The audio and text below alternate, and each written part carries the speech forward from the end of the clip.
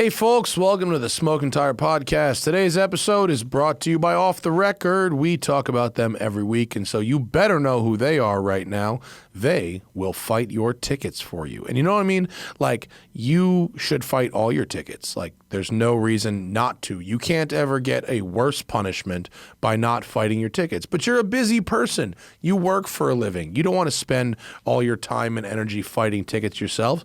That's why Off the Record is here. They will assign your case to a qualified attorney in whatever jurisdiction you got a ticket in. They'll go to court for you. They'll meet with the prosecutor for you. They will get those points off your record. And if they don't, you'll get your money back. All you do is go to offtherecord.com/TST or use code TST10 on the Off the Record app, and you will get 10% off all legal fees booked through Off the Record. They have a great organization. They have a great track record. Their network of attorneys is awesome, and you don't have to do nothing besides fill out a basic form and send in a photo or scan of your ticket. Off the Record's attorneys will handle the rest. So go to offtherecord.com/TST or use code TST10 on that Off the Record app and have it ready in your pocket. That way, if you get pulled over, you don't panic because Off the Record is on your team. Ahoy, mateys. Yarr. I've become a pirate. Welcome to the Angeles Forest. This is not a car review video. This is a podcast. We are being time efficient today. Every time we come up here to film, such as today in the Maserati MC20, we then have an hour and a half to get home, off the mountain and then in traffic. And then it's like, why do a show after that? Why not just do a show during that? So here we are. When we did that podcast in the Lotus in England, you didn't hate that. No, people liked it. So we said, okay, then maybe we should be doing car podcasts in cars. But if we do a car podcast in the studio, so should we do a studio podcast in the car? Oh, and just talk about studio construction. Just talk about insulated chairs, walls and quiet concrete and all those things. We're in the Maserati MC20 Cielo retractable hardtop, and we'll have a video coming out next Monday. Next week, yes. Next Monday.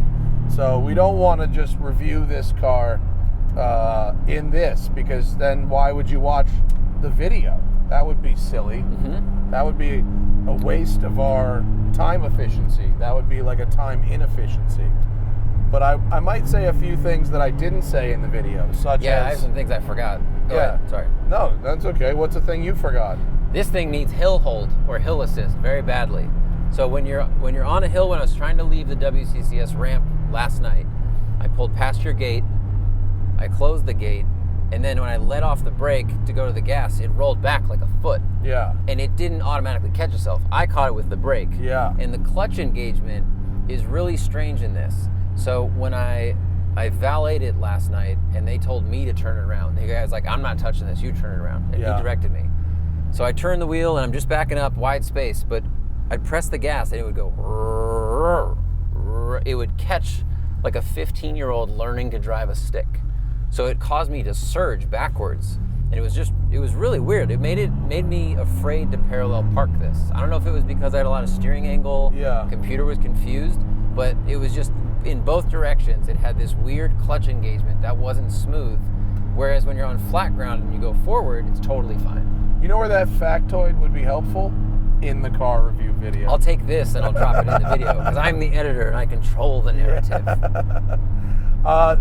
This mirror, it can't quite get to the angle it needs to get at for me to like really have it where I want it. Because I sit in this car, I actually have plenty of room. It's a very roomy car for a mid-engine two-seater, but for where I sit, I can't quite get the mirror to the right place. So I'm looking at a little too much body work on the left side. And you know where that factoid would really work is in the car review video also. But because we're up here filming and not using those mirrors to do that part of the gig, I kind of forgot it. do these mirrors just not protrude as much as Ferrari mirrors or McLaren mirrors? Or, like sometimes the stock of the mirror. We had a car recently that was the same thing, where it was just too short, so you just looked at the intake. Yeah, what car was that? Might have been the Lotus. No, it was something we drove. Where did we travel recently? I don't know. Who can even keep track of this shit? So many cars, I don't know. It's so many cars, the amount, and it's crazy that we're expected to remember the nuance of all that stuff. Like, it's hard to keep that stuff. It makes me understand why Camisa does his spreadsheets, but even if he is asked something and doesn't have the spreadsheet in front of him, it's a lot to remember. Are you looking at the calendar to try to find out what? No, I'm looking at the other negatives I wrote about this car that I forgot to say in the video. We forgot to talk about the LCD screen, which is very bright, totally legible, top up, top down. But I feel like that's where you can see some of the savings, because there's not much information there. It's like speedo, tach, but it's just vast empty darkness unless you want to look at pretty unnecessary things like how right now there's a gas pedal gauge. I mean, you've just described most LCD gauge clusters. Most LCD gauge clusters have just superfluous information. Yeah, because they're trying to cover the fact that the whole reason it's there is to save money. True. I guess I have never appreciated when they do little flourishes until I saw this, where there's no flourish. It's just a black rectangle with a tack in the middle. But you can pull up the nav on the center or on the gauge, which is nice. You can just do the navigation in the front. And it does change for Corsa mode. Yes. But I agree.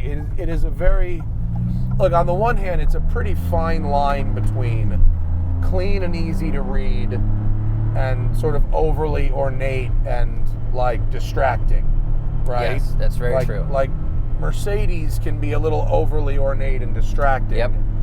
And this, they've kind of gone the other way. It is functional. It does give you the basics in a clear, legible way. But it does lack some level of whimsy. Yeah, like Ferrari has a little bit of that behind, Well, but Ferrari has their own LCD screen problems, right? Because the 296, if you pull up CarPlay, it's the entire gauge cluster in front of you. True. You know, they don't have a center screen. It's only this screen. Very true. And as much as I love driving the 296, and I very much do, using the 296 for like regular car shit is infuriatingly bad. That's true. I don't mind. Some people didn't like this tacked on tablet, but I think this is totally fine because it separates those controls that you don't want to have to do on the gauge cluster like with Ferrari. Keeps them over here. It's small. It's kind of unobtrusive. I think the interior of this car overall is really pretty, and it's simple. I like this car a lot, and be sure to watch our review because we do have, other than those things we've just mentioned, we cover a lot of ground in that video. And there is a lot to like here. I mean, our complaints about this car are relatively minor compared to the good things, which there are many. But anyway, how nice is this? We don't really do a lot of like canyon podcasts. It's always like highway if we're in the car. And so here we are on Big Tahunga, one of my favorite roads that was fully repaved a year ago. So the tarmac quality is very good. Mm-hmm. And this car is doing all right on it. Of course, I drive in manual mode in this car pretty much always. It's weird. Beyond a certain level of exotic, I pretty much keep the car in manual mode all the time. Whereas like Porsches, a lot of the time I'll use the automatic mode around town and manual mode up here or on the track. But this car, I'm going into manual 95% of the time. Why is that? I don't know. There's not really. Do the paddles feel more exotic in exotic cars versus the PDK, or do you just feel like you should use it? I feel like there is absolutely no rationale to it. I just feel like if I'm going to be having the exotic car experience, I want to be in control of the gearbox.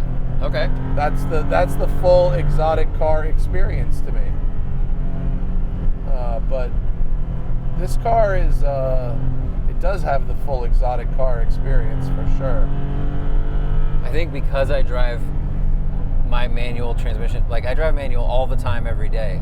So when I drove this last night, I mostly kept it in automatic mode because I was just happy to have the brake. Oof.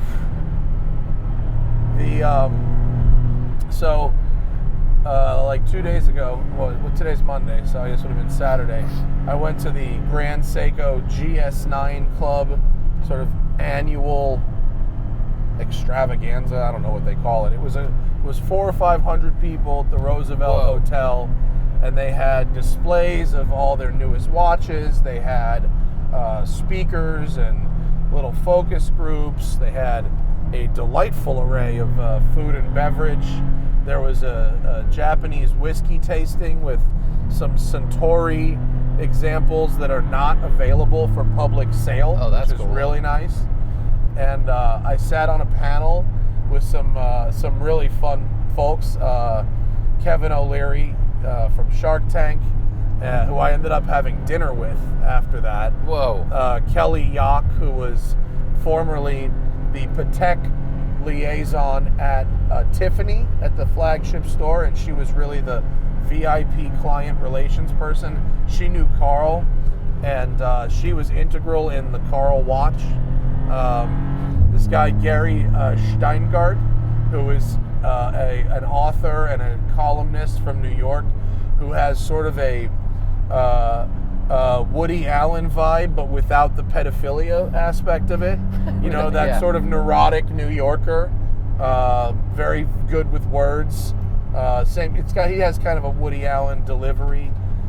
Danny Milton from Hodinkee was on the panel, and they were asking us to just talk about our experiences with Grand Seiko and what we like about the brand and how it makes us feel. And unlike cars, where I'm at least ethically obliged to be pretty unbiased, like with watches I can just like some things and not like other things, and I don't give a shit. And I happen to love Grand Seiko, and they do such a great job with their events. And their watches are just incredible. Is there more freedom to speak there in that way because watches are such an aesthetic choice, whereas with cars, there's so many other aspects to judge? Yeah, I mean, and watches are pretty superfluous. I mean, they're machinery, but they're also just like jewelry. Yeah. A watch. It's handbags for men in some ways. Or it's earrings for men, or necklaces or whatever. It's just, it's something that's a trophy for us in a way that a car also can be, but you can't, what we do with cars, a lot of people don't get to do, right? With the high-end exotic cars or certain Porsches or sports cars. They look to us to tell us what it's about because they can't go drive one before they put in an order. Right. Right. So that's why our job is important to those types of people. But with a watch, usually you can go to a boutique and try it on. Usually you can find a way to at least look at one in person. Yeah. And it's not about it's not as much about how it feels to function. So many things with cars are, how does it feel to operate this thing, and how does that system operate? Right. And so it's just less important. It's much more superfluous. How does it look? How does it feel? Does it tell time properly? That's kind of the end of it, right? Yeah. And so, what Grand Seiko does that I love, and I've talked about endlessly, is they innovate in terms of timekeeping. Their spring drive movements. They have a new type of chronograph movement that is amazing. It's called a tentograph. Their material sciences, their dials, their ability to do things that people said couldn't be done, such as high polishing titanium, which is very difficult, and they figured out how to do that. And so we were talking about that kind of stuff. And I actually have changed my opinion a little bit about Kevin O'Leary. I think he is a bit of a caricature of himself on TV, but he was pretty cool. I mean, obviously I was in sort of we were in a pre-approved company, so, and I had some good fun lines on the panel that I think he was like, oh, this guy's all right. But we were talking about a lot of watches and different stuff. He was very into my Fordite watch. Cool. And might want to get one of those. But we were also talking about wine a lot. He makes wine, the O'Leary wines. That's like one of his things. Okay. And he was like, the wine business is so crazy.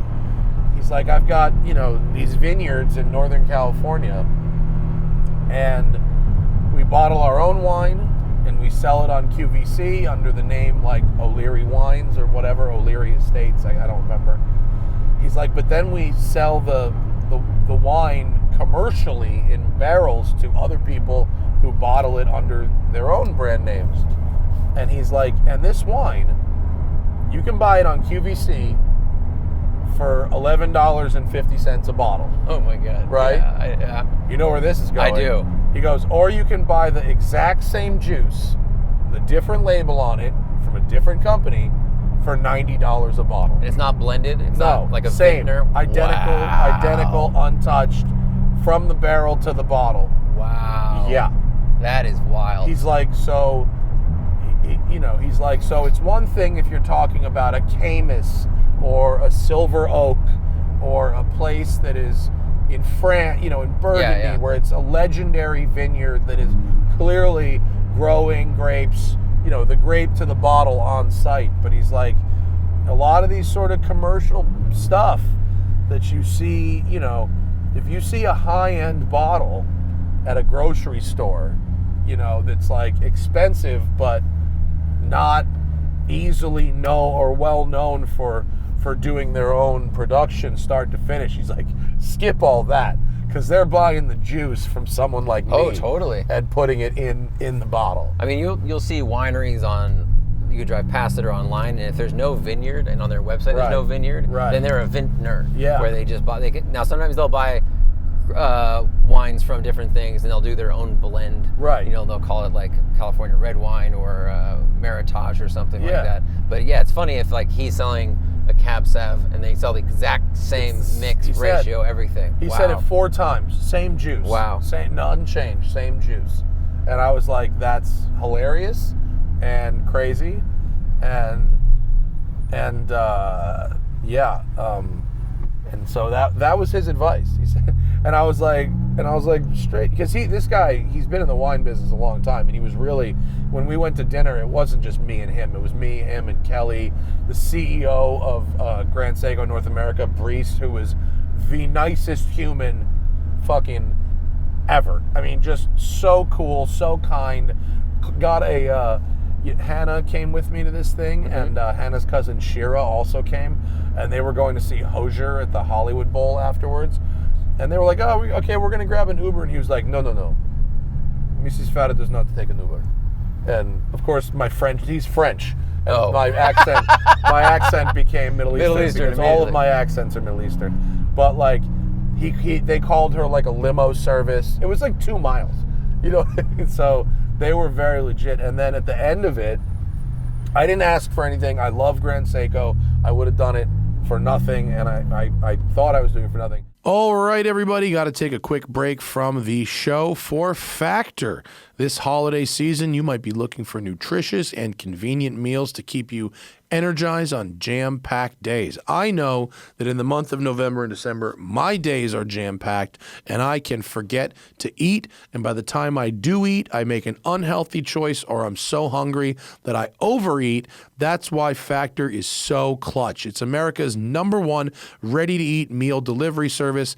They help you fuel up fast for breakfast, lunch, and dinner with chef-prepared, dietitian-approved, ready-to-eat meals delivered straight to your door. You can save time, eat well, stay on track with your healthy lifestyle while tackling all of those holiday to-dos. If you're too busy to cook, but you want to make sure you're eating well, Factor can help you skip that trip to the grocery store, the chopping, prepping, and even the cleaning up while still getting the flavor and nutritional quality that you need. Factor's fresh, never frozen meals are ready in just 2 minutes, so all you have to do is heat and enjoy. Skip the stress of meal prepping over the holidays with Factor.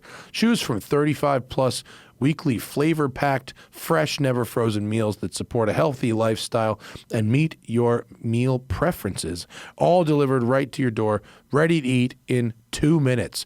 Get on over to factormeals.com/tire50 and then use code TIRE50 to get 50% off. That's code TIRE50 at factormeals.com/tire50 to get 50% off. Also brought to you this holiday season by Game Time. GameTime.co. Man, buying tickets to events is getting crazy.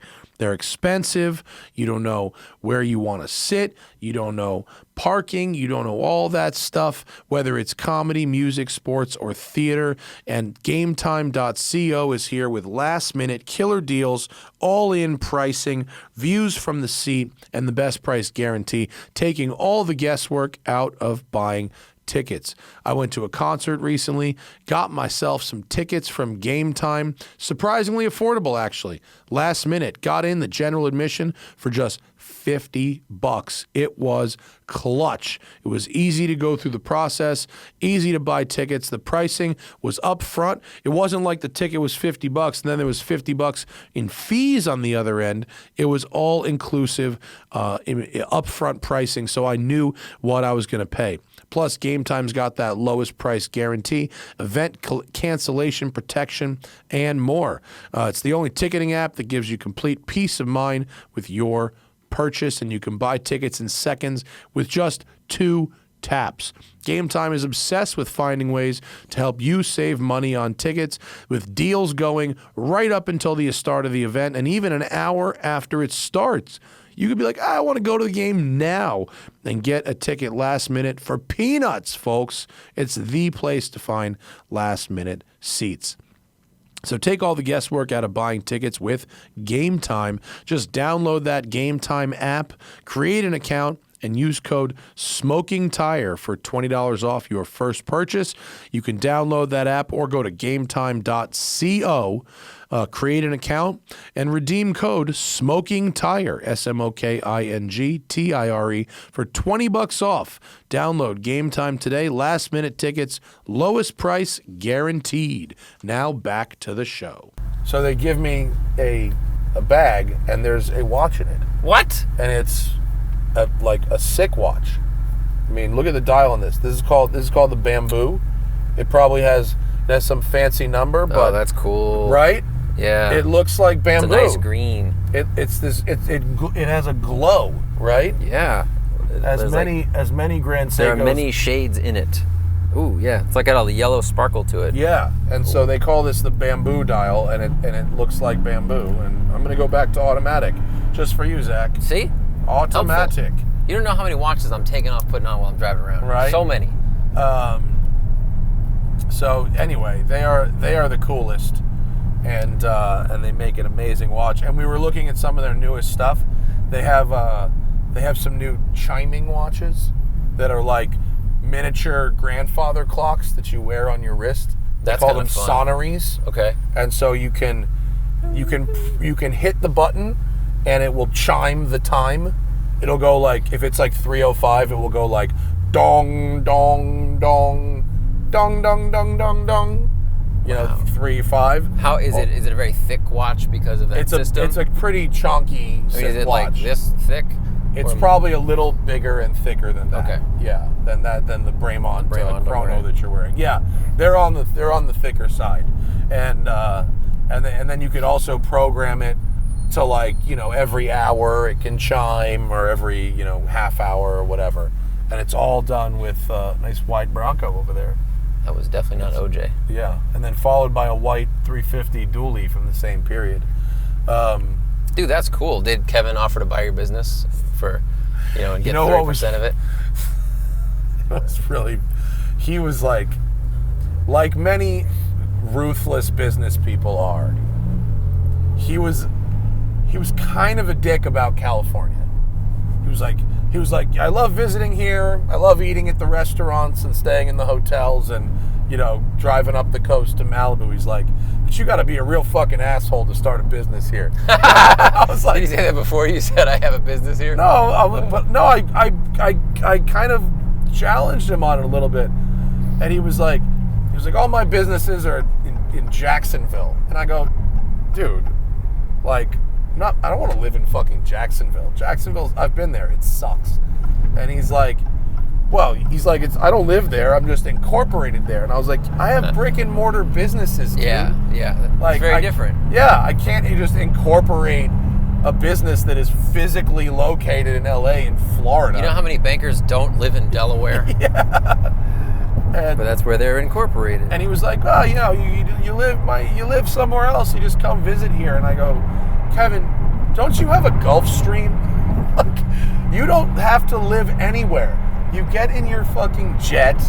You could go anywhere you want.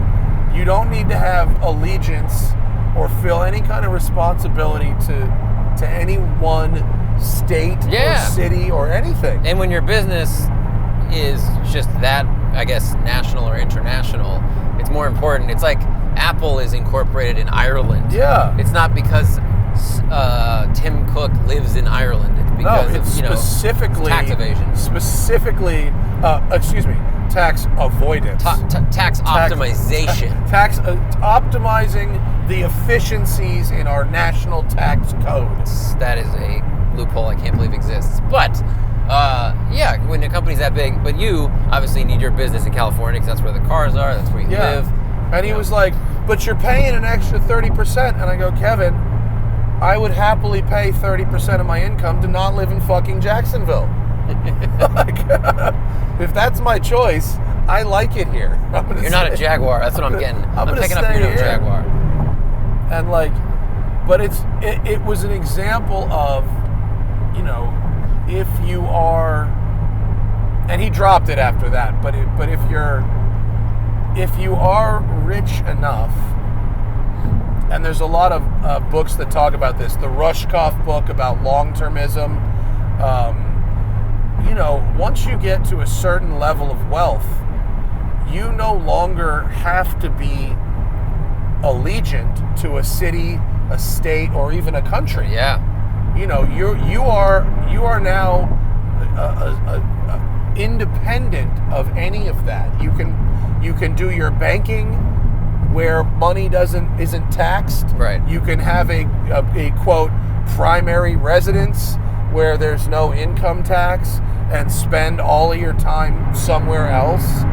You know, you don't, especially if you're private jetting, you know, and there's not really a strong a hard and fast record of where you are and when. Yeah. There's some people around the corner from me. Because my apartment building is this old building, but it's surrounded by nice houses, and their cars are registered in Texas. Yeah. And they are at their house in California every day. Well, did you?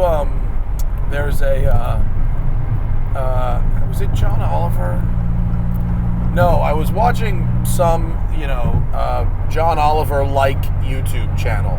And there's a few of those that I watch. Some More News with Cody That's a good Johnson. One. Good News is also great. Oh, Good News. Yeah, so Good News is a good one. I think this one was called like How Money Works or something like that. Okay. And they were talking about Puerto Rico and how basically the ultra wealthy have sort of taken over Puerto Rico as a tax shelter.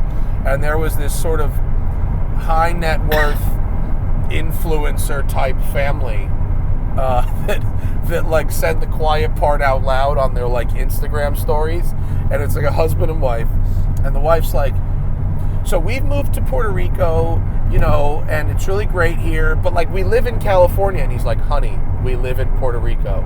And she's like, well, we like to spend time in California. He's like, we live in Puerto Rico. Oh my God. And it was like, it wasn't taken down or anything, but like, Enjoy your audit. yeah. Wow. And if you want to live in Puerto Rico, like, I'm sure it's really nice. I've heard great things about the Puerto Rican people and about that island, but like, it's such a fucking dodge, and it's, you know, and it's still America, sort of, Depending on, yeah. It's America unless you're Puerto Rican and want to vote. Then it's not America. But it was, yeah. When you're beyond a certain level of wealth, like you set up each thing in a way that makes you sort of contribute to civilization the least. Yeah, I think Peter Thiel has 3 passports. He's working on a 4th. Yeah. Speaking of horrible people, yeah. But I mean, it was, and I was talking to my dad about this. Did you visit him in Puerto Rico? I visited him I'm just kidding, at his permanent home in Puerto Rico. Kidding. No, we were talking about. I was asking him about the 6,000 pound tax exemption. Oh yeah. Not the exemption, the depreciation thing. Yeah. And I was explaining my position about that. That I think that you shouldn't be able to do that, or that they should change that code. And, you know, someone in one of the comments or Twitter was like, well, you probably take tax deductions that we think are bullshit, or your dad probably takes tax deductions that we think are bullshit. And I was asking him his thoughts on it, and he said, well, there's 2 different things. Are you mad at an individual for using the law that's written there to your best advantage, or are you mad at the existence of the law? You know, and those are 2 different things. Because if the law is written, you can't really be mad at individuals for setting themselves up the best way possible using that law, right? Rich or poor. If you don't like how the law is written, that's a different story. And he said, and there's other times, such as the case of the 6,000 pound depreciation thing, where the law was written and then later became used for something else, which is really what's happened there. Well, because the law was written to benefit, you know, a company buys a truck, right, to operate their, you know, dump truck business, and it's over 6,000 pounds, they can write it off like depreciating office space or something. And I was actually wrong, because I thought that law came about in the 80s, specifically by American, you know, corporations, automakers who wanted to get people to buy their heavier trucks as opposed to the lightweight, efficient ones. That's actually not true. I later found this out. The law came about in the 40s, the actual law. And in the 40s, almost nobody was driving vehicles for personal use that were over 6,000 pound gross. Everything weighed like 2,000 pounds. Yeah. Well, 3,000 pounds. It was when the OEMs, American OEMs in the 80s, discovered how that law could be used to benefit, you know. But do you now, as an individual, do you still have to create an LLC and then buy yourself a Range Rover? Yes. Okay. You do have to be a small business owner.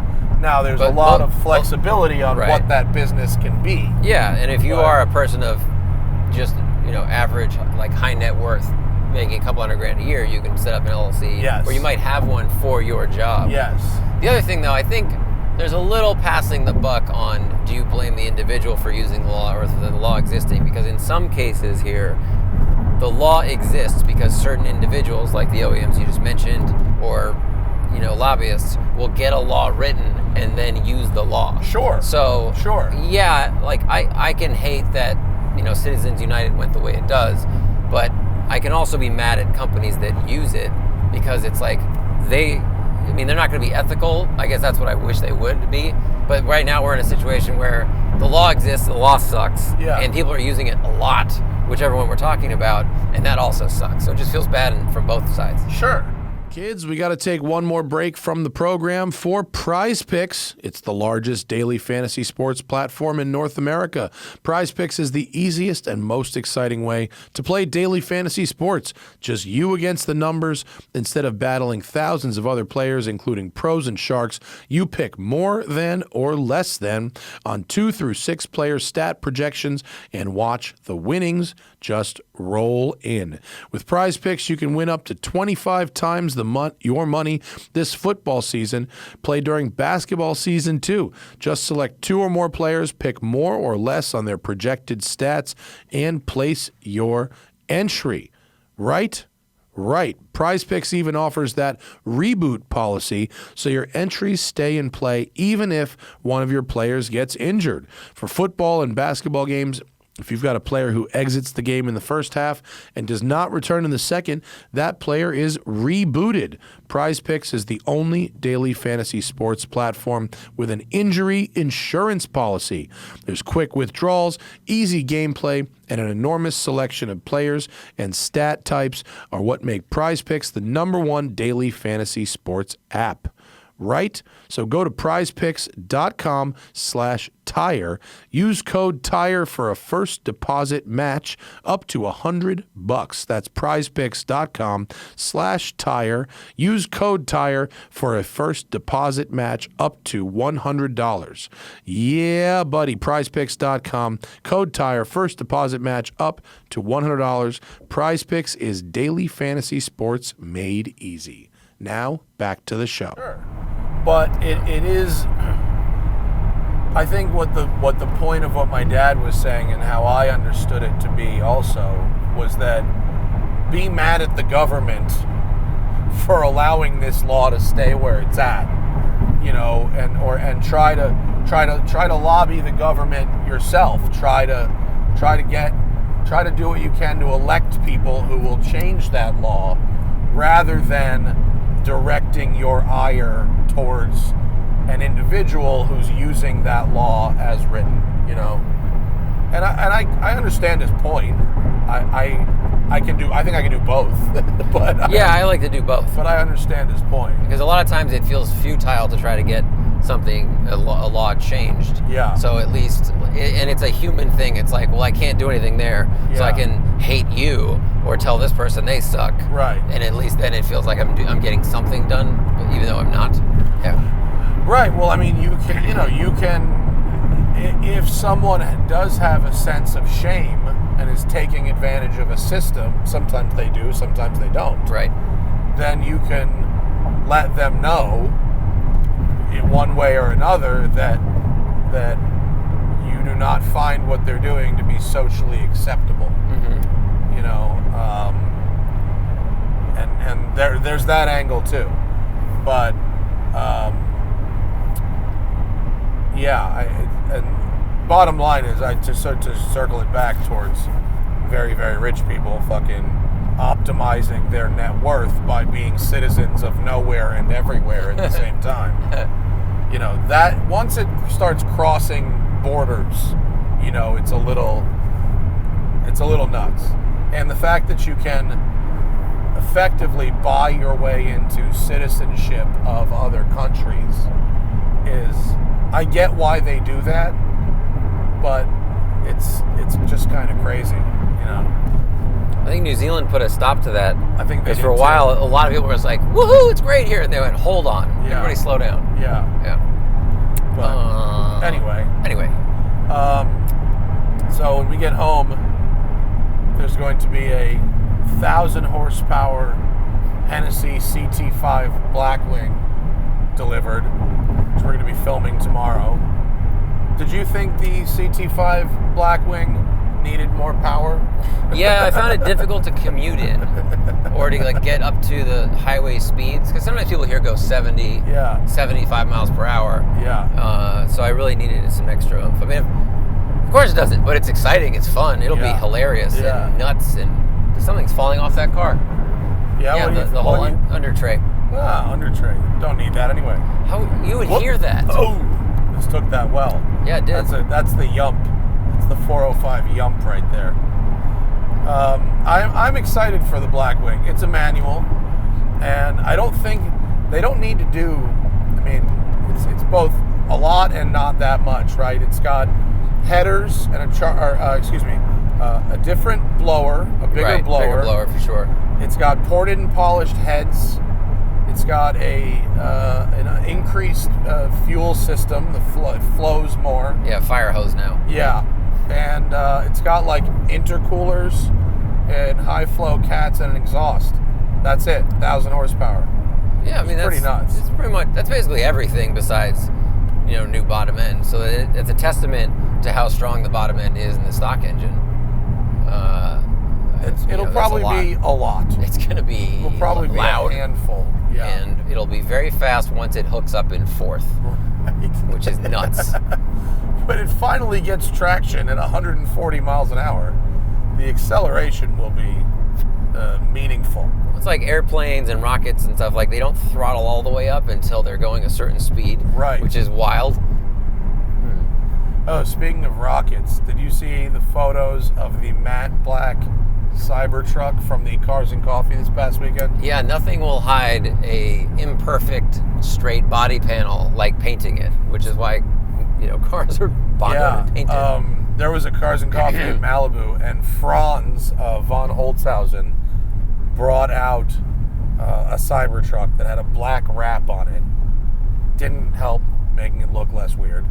But if you like how it looks, I'm not even going to shit on it. Like, as someone who now owns a vehicle that I like how it looks and other people don't like how it looks, I've decided that if you like how something looks, fucking God bless you. I don't care. I'm not gonna shit on it. But now I don't know how early of a pre-production truck this specific unit was. But the photos that Daniel Golson posted on Twitter and Instagram of the panel gaps and the fitment of the body panels were so horrifyingly bad. This is a vehicle that is supposed to be going on sale in less than a month. They said they're going to start deliveries in a month, which we'll see. Yeah. Mark the time, November 6th. But there is, even if this was a very early build, I wouldn't be showing that off. I would not be driving that around looking like that, because it was straight arts and crafts. I mean, I've seen cars built by one dude in a shed that had better. I mean, that Christopher Runge guy who builds those amazing Porsche-like roadsters, like in a shed in Minnesota by himself? And they're incredibly beautiful. I mean, at the high end, right? That's the high end. Or guys like Randy Grubb, Blasteline can build beautiful one-off cars by themselves. Yeah, but they can also spend a year working on one body panel. But I think it's been 4 years. I think, with this, it has to be mass-produced, but how close are they to delivery? Because if it's an early pre-pro car, we've driven early pre-pro cars that had never anything that bad. I've never driven any. I've seen cars with panel gaps that bad that were fully camouflaged, like prototypes where it was like the car was years from being delivered. That's what I'm saying. Yeah. So if it was that, but if it's really a month or like 2 months away, I guess you would think it'd be more close to being finished. Like, hopefully that's not what happens when they go to delivery. Hopefully they just got to adjust things, but I don't know. I just like, if I worked for the company and I wanted people to think that this wasn't a piece of junk, I wouldn't be driving that one around. And certainly not to a Cars and Coffee where everyone's got a camera and can get up close to it and take detailed photos. I mean, I didn't look at the photos, but what I will say is I think Tesla knows that their strong supporters won't care. Right, of course. And they'll just either find a creative excuse for why those exist, like, right. Oh, well, that helps the air pressure, which actually helps the range, or they'll just ignore it and say, yes, but it has whatever attribute that they like. Right. But it is not a good sign of the craftsmanship in the car. No, and this is from a car company that's known for poor craftsmanship. And I think, I mean, a lot of the Model 3 got a little better, but the S's for a while had a variety of gaps. What is on this Mercedes GLA? Is that rust, or did someone throw acid all over it? Is it like wrapped? And it's wrapped, I think. And that's weird. It's got like, it looks like it's like patinaed. Yeah, but weird. It looks like it's patinaed, like wet manure was dumped on it, or I hate manure. Yeah, exactly. Or I don't know. It drove underneath a chocolate fountain. But it looked. If you. I was gonna try to find the photos are really bad. I mean, none of the panels are even close. If I was the lead designer for Tesla, and I had access to other trucks, I wouldn't have fucking picked that one out of the fleet to drive to a Cars and Coffee, unless that's the best one they have, in which case they are really in trouble. Weird. Yeah, I only found a video, but anyway, I believe you. Yeah, it's not. There are many photos of it, and it is quite bad. But the wrap thing, especially in black, hides the waviness of straight panels. I mean, funhouse mirror, that is a thing you go into or you look at. You go to an amusement park, and your eye can instantly tell that this thing that's supposed to be perfectly smooth and reflective is off. Yeah. And they made an entire vehicle of that. This is why probably this is totally speculation, but DeLorean, they're like, what if we brush the metal? Because if you make it polished, then it reflects and you can see all the imperfections. Whereas the DeLorean looks like it's super straight and true. Yeah, well, also, DeLoreans the panels are curved. The only panel that's flat on a DeLorean is the hood. Really? Yeah. Well, they look kind of flat. Well, because of how your eye thinks of it. But almost all panels on the DeLorean are curved. And so and oh, by the way, there are many lessons from the DeLorean. Nope. All of which perfect car. All of which point to stainless steel is not good. Right. Like, you can't use Bondo on it. Yep. You really can't even do paintless dent repair on it, because you'll see, like, paint covers up so much.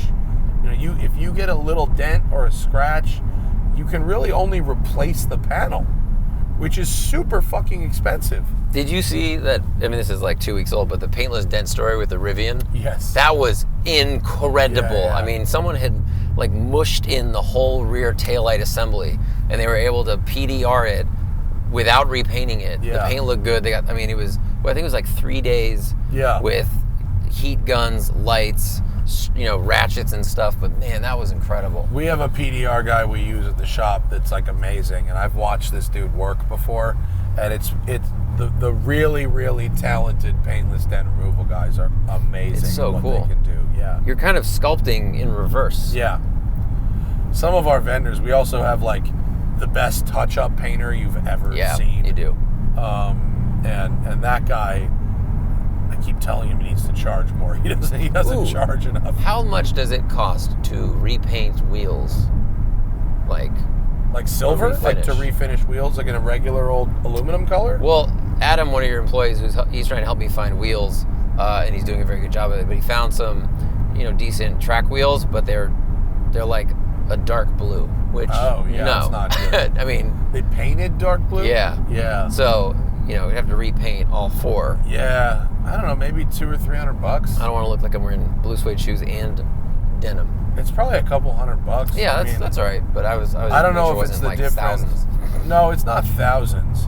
But like, I don't know what kind of wheels they are or how much the set costs used. But for $200 or $300 a wheel. Oh, $200 a wheel. Yeah. Probably a wheel. Then I can probably just buy new per wheels. wheel.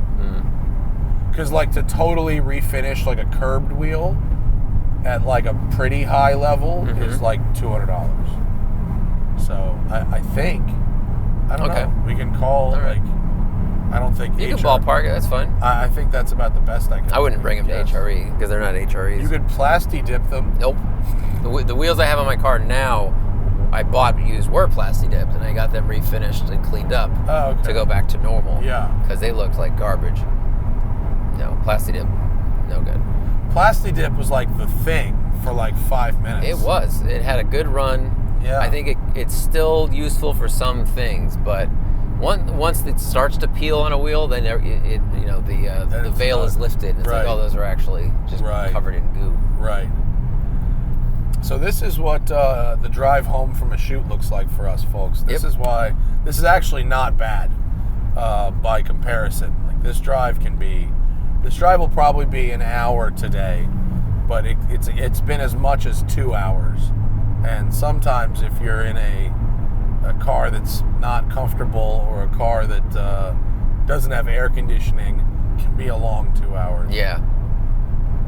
I say that. Meanwhile, I haven't even checked traffic, and we haven't gotten to potentially the bad part yet. So we'll see. Did you see the celebratory SEMA burnout for Ken Block? Yeah, that was cool. 43.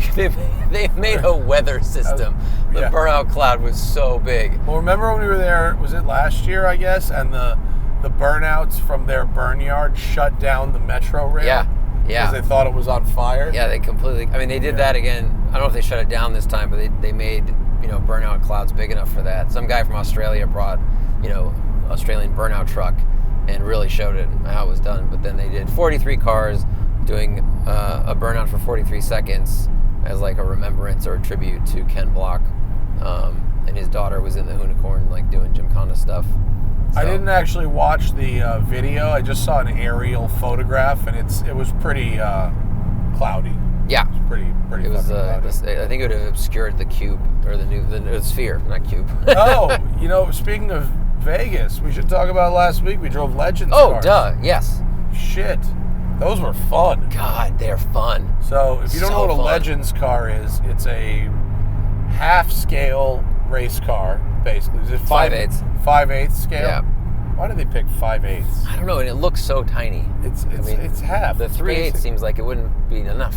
Yeah, well, 3/8, 4/8 wasn't enough. They had to go 5/8. It's a tiny car. But it's got a Yamaha 900cc motorcycle engine with a sequential gearbox. It looks like a bootlegger car from like the 30s. Yeah, it's like a 34-ish.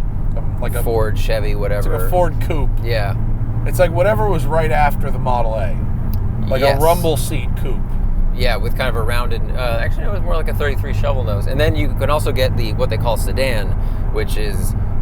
almost looks like what we call a modern wagon. It's like a two-door wagon or a shooting brake, or like a 33 Vicky if you're familiar with hot rods. But we drove the coupe. I like the sedan. Yeah, me too. That school bus is on an angle. Not good. Like blocking, that's just every day on the highway here, there's just some kind of weird shit show. Well, so we got invited out to Vegas to drive. We got invited out by the U.S. Legends to drive the car, and of course talk about the racing series a little bit. But we learned it's the company that manufactures these cars. They make the most race cars in the United States, I think. Yeah. Like by volume, it's like 600 per year. They're all made to spec. It's a spec series. Yeah, so sealed motor. Sealed motor. Everyone's got the same transmission. People find ways to cheat, but they're not supposed to. Disc brakes in the front, drums in the rear, although I think they're changing that soon. But you hear why they're changing that? No. It's because the drums are actually now more expensive than the discs. Oh, okay. They originally did it like that to keep the costs down. Yeah. But over time, the drums have gotten more expensive than the discs. And so they're actually going to four-wheel disc brakes. It seems like a good idea, especially because they race these on road courses. Yeah. I do not want to race with drums in the back. No, I don't either. I don't know how well they stop. But, spec series, they do dirt, road course, or tarmac oval. Entry fee for the weekend is like $50, $60, and the consumables are pretty cheap unless you either crash or try to find a clever way to cheat, which they had a drive shaft there that they showed us that weighed 1 ounce less than the spec drive shaft, even though it looked exactly like a stock drive shaft. So someone had taken the stock one to a shop and said, make this, but make it 1 ounce lighter. And they painted it to match. This person won, I think, a championship. Yeah. And sometimes they'll weigh the cars or they'll take parts off to check to see if you cheated, and they discovered this person had in fact cheated. So it's I feel like racing as normal. I feel like in a drive shaft, I accept that was a cheater drive shaft, but like 1 ounce in the context of drive shaft could be like a rounding error. You know? I don't know. I mean, I think I would, because the company builds all of them. Yeah. Maybe they don't build their own drive shafts, but I would assume if it's a spec series, That's true. and if they know what the measurement should be, then they know what it should. Then they all should be consistent. I guess they could just know that like it didn't come from them. Yeah. Yeah, that's true. If they make 600 a year and the last 6,000 have weighed 8 pounds, and you show up with 715. Yeah. So, but how fun was that car to drive? Really, oh my really God. Neat. We drove it on a short oval, which is just sort of like what they had.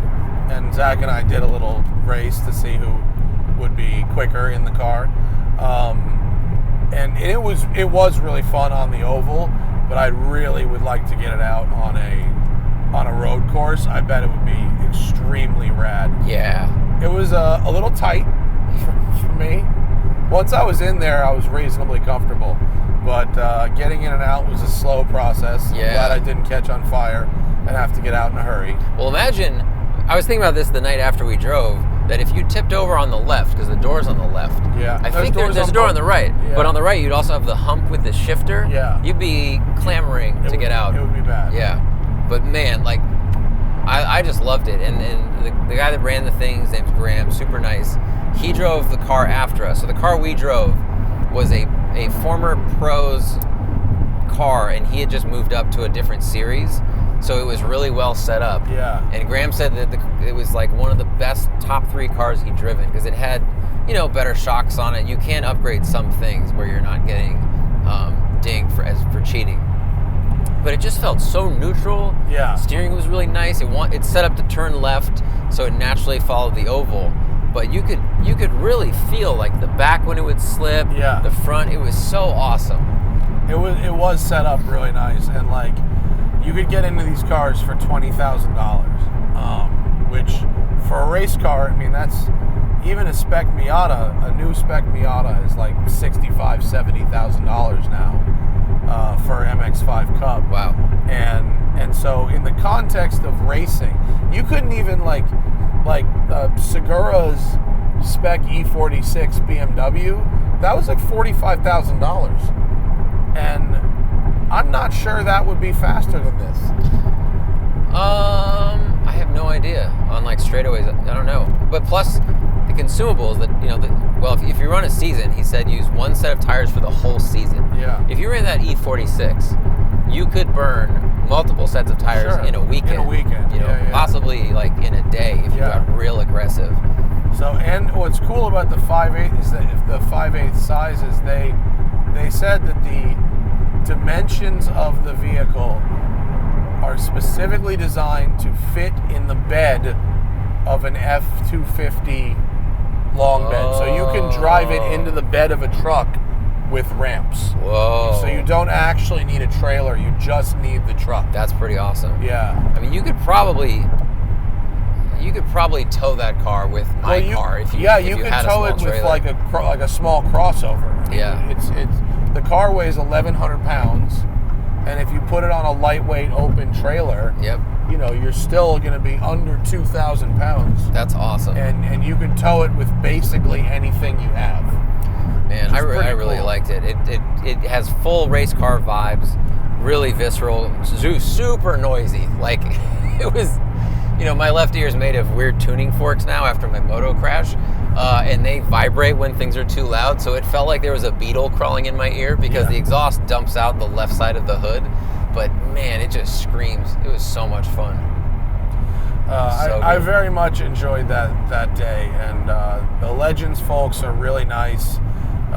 The cars are really fun, and if they don't have as much on the West Coast, there's only a couple. There's a lot on the East Coast and in the Midwest, but I'm pretty sure you could bring one of those to just like a track day if you wanted. I don't see why you couldn't. I don't know. You have to ask him, but it is. I mean, it's got a full cage. Like it's. I don't really see why not. That would be a really good time, and it's a good. It's a feeder series for people that want to go oval racing. But man, it just seems like the road course thing seems like a really fun way to get into that racing. It's a little safer than karts. Yeah. I guess you have a cage around you, which I was happy to have. But again, like you said, the cost, it's not as high as a Formula Ford or a sports car that's track ready. Well, and actually, the Legends folks said that because of